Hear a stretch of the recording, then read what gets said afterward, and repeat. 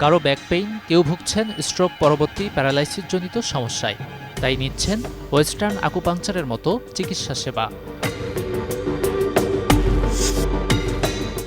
Stroke, paralysis, brain damage, dementia, হাঁটু ব্যথা, শিরা ব্লক, ব্রণজনিত মুখের গর্তের মতো শরীরের জটিল ও কঠিন সমস্যার সমাধানে অনেকের ভরসা এখন আকুপাংচারে।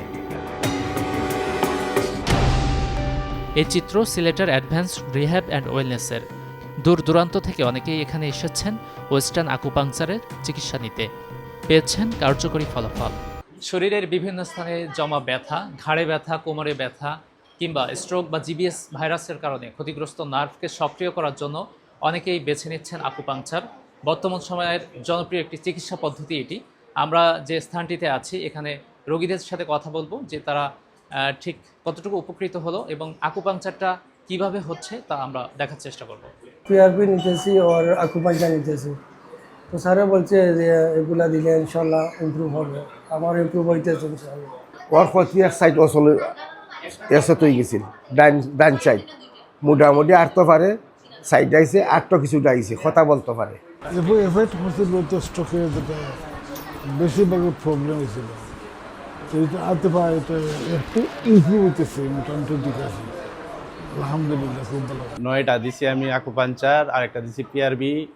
এতে আমার যে সুস্থতা 50% আশা করতেছি ইনশাল্লাহ। সিলেটের যত স্কিন কেয়ার বিষয়গুলো আছে প্রায় 2 লক্ষ টাকার অধিক আমি খরচ করেছি, কিন্তু রেজাল্টটা আসেনি। তো এটার জন্য আসলে আমি বলবো আকুপাংচার এবং পিআরপি বেস্ট, যেটা আমি প্রমাণ। ওয়েস্টার্ন আকুপাংচার হলো আধুনিক অ্যানাটমি ও ফিজিওলজি ভিত্তিক চিকিৎসা পদ্ধতি।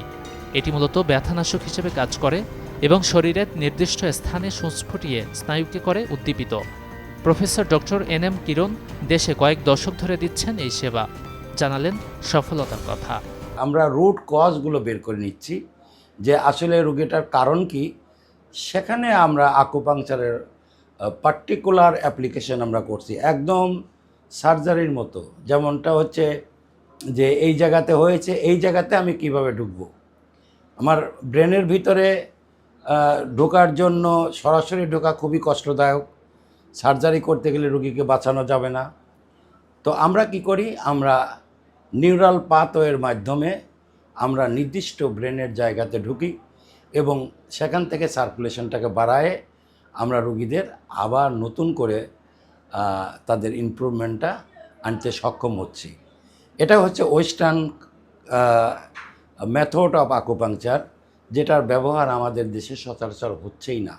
সমস্যার ধরন অনুযায়ী দ্রুত সুস্থতার জন্য কখনো কখনো আকুপাংচারে যুক্ত করা হচ্ছে পিআরপি বা প্লাটিলেট রিচ প্লাজমা থেরাপি, যা শরীরের ড্যামেজ সেলগুলো দ্রুত কার্যকর করে।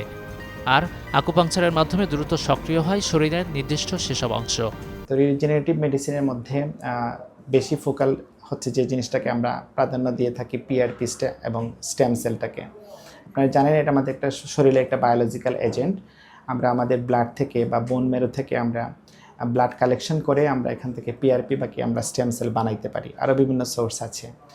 সো পিআরপি যে জিনিসটা করে থাকে বা স্টেম সেল যে জিনিসটা করে থাকে, এটা রিগ্রোথ করার একটা ক্যাপাবিলিটি আছে, যে ড্যামেজ যে জিনিসগুলো আছে সেগুলোকে আবার রিপেয়ার করার একটা ক্যাপাবিলিটি আছে। সো এটা এই কাজটা করে থাকে এবং এটার সাথে যখন কম্বিনেশন দেওয়া হয়, যখন আকুপাংচার দেওয়া হয়, যে আকুপাংচার ব্লাড সার্কুলেশনটা অনেকটু বাড়ায় দেয়। সো ব্লাড সার্কুলেশন যখন বাড়ায় দেওয়া হলো এবং এখানে যেহেতু একটা বায়োলজিক্যাল এজেন্ট যখন আমরা অ্যাড করি, তখন দেখা যায় পেশেন্টের বেনিফিট রেশিও অনেক বেশি, যেটা বাংলাদেশে খুব কম সেন্টারে করা হয় এবং খুব কম সেন্টারেই এরকম আছে যে খুব স্কিল পার্সনরা এই জিনিসগুলো করে থাকেন।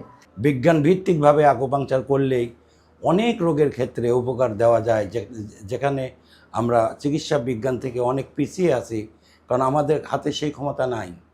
একইভাবে দেখেন যে এই যে আমরা ভেসেলগুলোকে ডাইলেট করার জন্য কিছু ওষুধ ব্যবহার করে থাকি, ভেসেলগুলোকে প্রসারিত করার জন্য ওষুধগুলো আমরা জায়গাতে নিতে পারি না। আর আকুপাংচারের মাধ্যমে আমরা সেন্ট্রাল নার্ভাস সিস্টেমটাকে ইনভলভ করতে পারি, পেরিফেরাল নার্ভাস সিস্টেমটাকেও ইনভলভ করতে পারি, স্পাইনাল কর্ডের সেরিব্রাল স্পাইনাল ফ্লুইডকে কম বেশি করতে পারি।